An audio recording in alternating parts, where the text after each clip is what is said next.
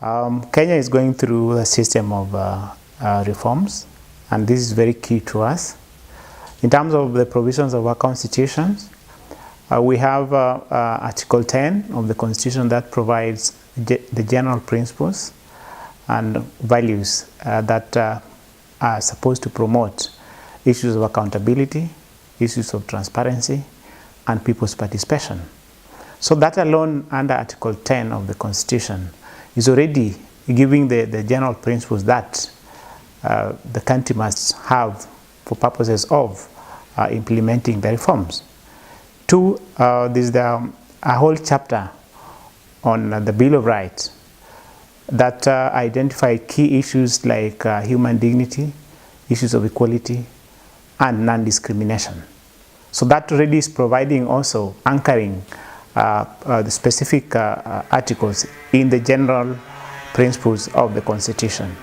Finally, under Article 12, we have the question of public financing, where one of the principles of public financing is people's participation and accountability in the systems.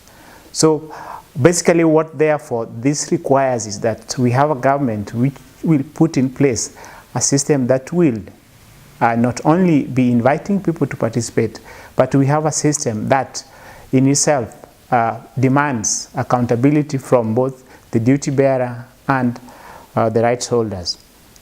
As one of the key requirements of that same constitution, Article 3 of that same constitution demands that every Kenyan has a responsibility to protect and demand what is provided for in that constitution and to protect the constitution itself. So already that is providing mechanisms for doing this. What that will then require is that we have people who understand the provisions of those various chapters and articles, and then push for a system or a mechanism that would allow for people's participation, both at the information generation, the implementation, and monitoring.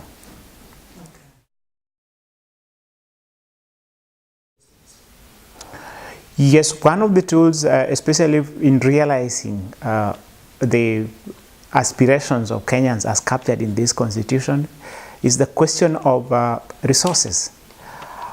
There's no government the world over which has monies of their own. They actually generate monies from the people themselves.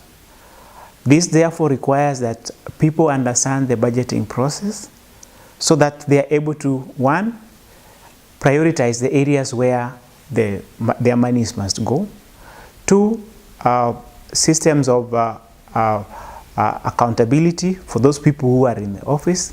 And three, mechanisms for feedback. So for civil societies and NGOs who are engaged in the process of economic and social rights, they must, one, understand the role of budget in fulfilling the rights as enshrined in the Constitution. Two, they must be able also to understand and connect the national obligations with international obligations. Three, the question and the role of the media in terms of making some of these processes accountable, and putting systems and processes that would then open up the system of government information for public scrutiny is going to be very key. So for civil societies engaged in issues of budget, issues of reforms, they have to understand the budget, they have to bring in the role of the media, they must also connect the international and national, and finally, the people who are directly affected by the issues of the reforms must be at the center of all these reforms. Otherwise, if they are not there, then we'll be engaged in debates which will be forever not ending.